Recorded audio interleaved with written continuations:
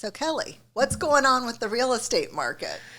That's a great question. It I feel like since the holidays have come to an end, I'm Yes. seeing a few more buyers enter the market, and Definitely more buyers. that's Definitely a good more. thing. Yeah. But we still have a lot of inventory. And more inventory coming on. Oh, yeah. A lot of people were waiting until after the holidays. So I had a few people that were going to list right after. Yeah. And then there's some that are coming like later this week. And Yeah, I think feel they're like trickling January in. we're going to see a lot of new listings coming on. Absolutely. Yeah. And we are definitely seeing, I ran some numbers, I ran it for the island, and I ran some what's available, how many houses there are, and I did just pool homes in like a specific area, and there's a lot. Yeah, there's a lot. And so there's a lot of homes sitting, and there are some homes selling now. Yes, I am seeing some more homes going under contract or pending, so that's good. I've also noticed with new construction, it used to be like, oh, it'll be ready in 6 months or whatever, but there's a lot of homes that are completed and are still for sale, like nobody has spoken for them yet, which is interesting because that used to be like the way to kind of overcome that is if you had a buyer, well, they need something right now, like in the next 30 days, then that wouldn't be an option for them, but now it is. And there's inventory, and I feel like they're not, we'll see, but I feel like some of the builders are now offering incentives again, whether it's some sort of reduced interest rate. Right. I've seen a couple that are doing like a 3-2-1 buy down, which is not maybe the best idea, depending on. But some of them are doing like outright incentives, like money Yes. off the price, money. So they're not calling it a price reduction; they're calling it an incentive. But it is in effect or a price. closing costs, which is big for a lot of buyers that don't want to have to come out of pocket for that. But you have different costs too with new construction. Some of them don't give you a refrigerator or a washer and dryer. Some do. Window treatments. Window treatments are huge. Like you don't realize how much it costs to buy even the cheap blinds for your house. Like it's expensive. Yeah. So I feel like that's definitely going to be, we'll see how the builder inventory and the builder incentives start impacting our market. But our market overall, I think we're now solidly in a buyer's market. I think so too. Yeah. Absolutely. Buyers can definitely negotiate things from the sellers, repairs, closing costs on, some ends. Discounts off of their, they're out looking and they're like, well, there's this house, but there's 4 more within this small radius that also meet the same criteria in terms of bedrooms, bathrooms, pool, whatever. Right. And so why am I stuck just looking at your house? Yeah, I think this is really important for sellers too, because when they're deciding on pricing their home, sellers are still in this mindset of, well, I need room for negotiation, so I want to list high, but some of them are wanting to list like really high, like 25, 50,000 even over where they're valued at, some more than that. But it's like you have to be within a neighborhood at least of what a buyer might be willing to pay so that you can get them in the door, because they may not even see your home. If they're qualified to buy it at 50,000 lower, they may not have that $50,000 gap. Or they're seeing all the other houses are priced lower and they're like, this person's unrealistic. Why should I go? Why should I even go look at it? There's all these other homes to choose from. I don't want to look at that house, fall in love with it. The person's not negotiable. Right. Yeah, they're going to be too difficult to deal with. Yeah, for sure. So I think you do have to price appropriately right now and really look at all the factors. Are you marketing well? Are you priced appropriately? Have you done all the things to your house? Because when we go out, we see a lot of homes that are not sale ready, I would say. I would agree with that. They're and not I think, sale ready. It's really important for a seller. I'll have sellers tell me, well, I just painted. Yeah. It's freshly been painted on the inside. And then you get there and yes, they have painted, but it's a bunch of different colors that are bright and very specific to their taste, which is fine. Yeah. But you have to be able to market it to like something that's palatable to like a wide audience and, something that's neutral, because if somebody wants to come in there and do a bright color in a room, they're going to do that. They already have a plan for that potentially in their mind. But sometimes like your purple wall prevents them from seeing what could be there. I think it's so true. I think there's that your unique furniture or furnishings or accessories. I mean, nothing against hunters, but if you're a hunter, there's a lot of people who are going to get turned off walking in and seeing all your deer heads up on the wall. Yeah, I agree. Or, if you have very unique, unusual furniture, maybe you trade that out or get rid of some of it. landscaping is another thing. Landscaping is huge. You may love your like xeriscaping or xeriscaping, you know, which is the very natural way. But other people may think that's a mess and I don't want to have to clean it up. And right. Or if you have too many like bushes, trees, flowers, etc. Some people, especially if they're second homeowners for here, they don't want to deal with the upkeep on that and having to pay somebody to come and deal with all of the growth. So and they can't imagine.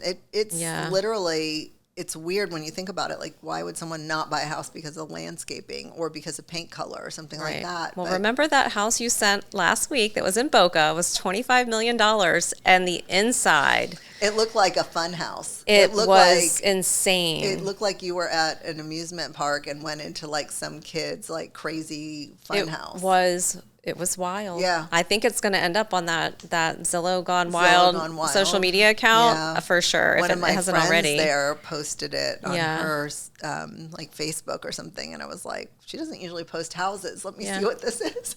That was entertaining. It was pretty bad. Definitely. So, I think when you're listing your house, you need to look at all that stuff, but you also need to think about, is my house being marketed for the person who's the right fit for this house? Like, is the marketing geared towards, like, let's say you have a house that is very, very not child friendly for whatever reason. It's not like a family friendly house. And we have to be very careful how we market those things. But if it's not, is then the marketing geared towards a family, but the house isn't really suited to a family? Like maybe in terms of statistics it is, in terms of size or location, school district, all that stuff, it fits. But when you go in there, you're like, yeah, this wouldn't work for a family with young kids just because of the layout or something. So marketing is so important. It really is. Yeah, that's true. Kind of like we have that as part of like our marketing plan, deciding like who is the primary buyer for this, or the secondary market, like who else might be interested in a home like this. I think we really do pay attention to that, and also doing the video walkthroughs, which I know there's so many agents don't do them, but we do them. And I think it's, yes, we can show pictures and yes, we can show a floor plan, but doing the video tour is so critical for people to understand space. I agree. And, the way things work now, I had a buyer that walked into an open house over the weekend, and she was looking around, and she said, I looked at this house online, and I had to ask my daughter, are these AI pictures?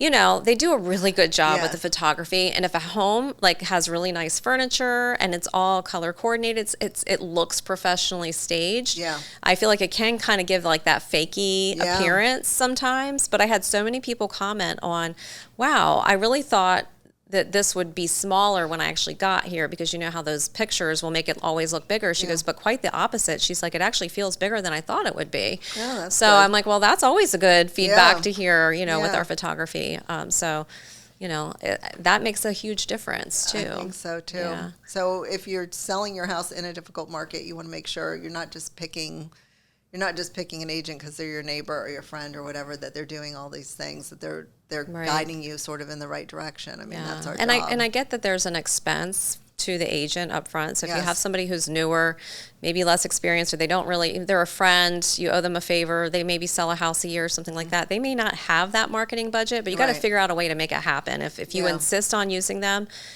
give them extra, because you're probably paying a discounted fee anyway. Right. So why not just throw a little extra in? That stuff's expensive, and it's got to be covered in the costs. Right, so, for sure. And I love the virtual open house. I know Erin from our team always is really good when she does an in-person open house. She does a virtual one at the same time. And you and I are very big on like going out and filming for our out-of-area clients, and sending them the full like look at every nook and cranny, open every closet. Red flags, that we see, or good things that we see. To really walk through. And so if you have a house listed, if we have a house listed, we're, if there's any out-of-area agent, out-of-area client, or agent can't come, we're filming that house like someone's walking through with us. We're not just filming it like, here's a really They're like quick 20-minute long videos, so you really nobody's just watching that. And they're usually like private links that we can send to them, so they're not just like out there for the whole world to see. Yeah. Yeah. Yeah, we're not showing everyone your bathroom and your clothes No, inside of no. your closet. We're But not we doing are that. showing it to a potential buyer. So it's the same as like an actual open house or a house tour. Yeah. True house tour. Definitely. Yeah. Yeah. Not the fun one. We talk a little bit too about like releasing emotion. So like Yeah. if you've been in the home, even if it's just a short time, sometimes you develop like this emotional attachment to the house. So you're like, well, it's worth blah, blah, blah to me. Kind of think of it like a family heirloom piece of furniture or something. If somebody asks you, how much do you want for that? Well, it's priceless. I don't want to get rid of that. You kind of have to release that with the house because you're moving. Like there's a reason you're selling, whether you're relocating for a job or maybe you're downsizing or maybe somebody passed away and you can't keep the home. Yeah.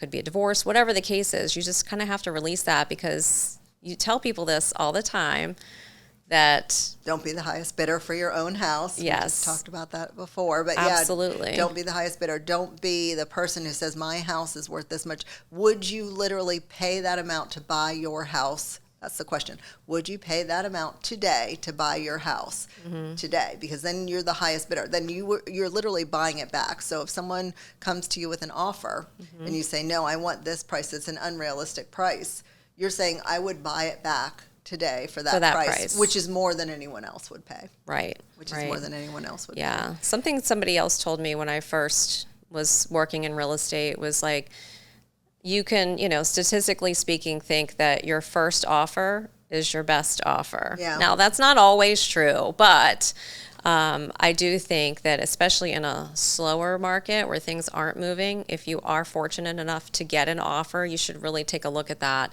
And if it's below that number that you really had hoped you would get, let's look at why the number is coming in. Like, are they being unreasonable?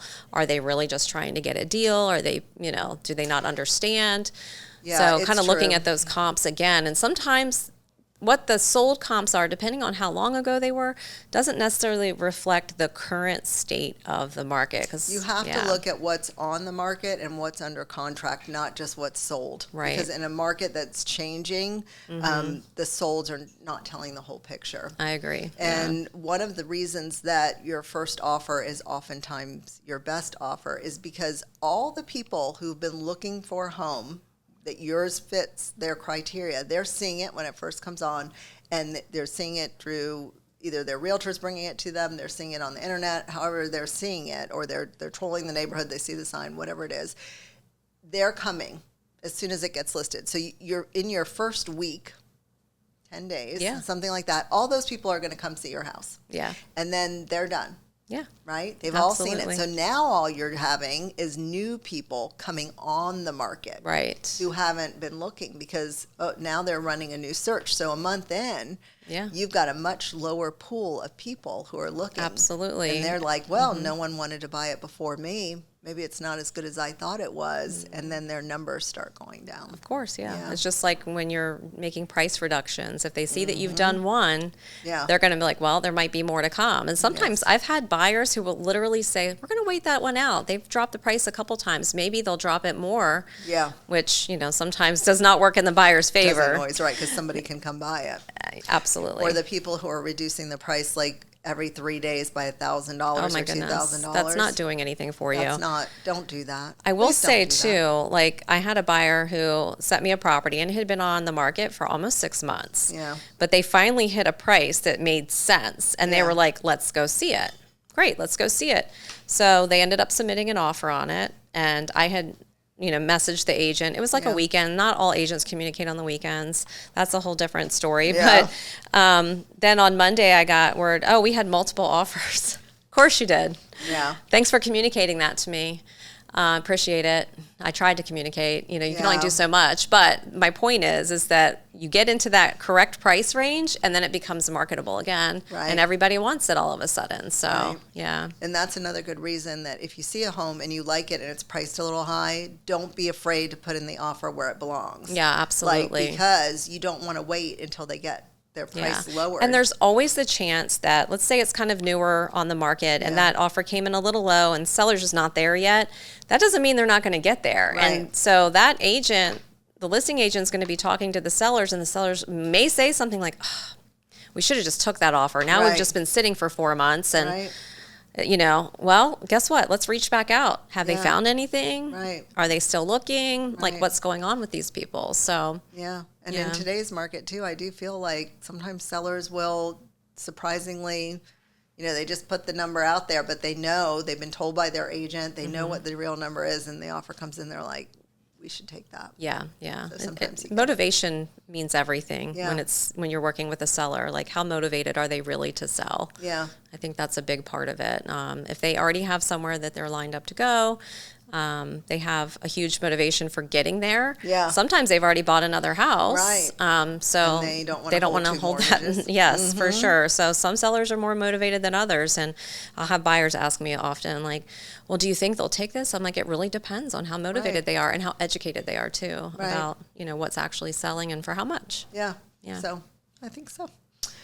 All right. Is that it? I think that's it. That's it? Yeah. All right. We'll see you all next time. Cheers.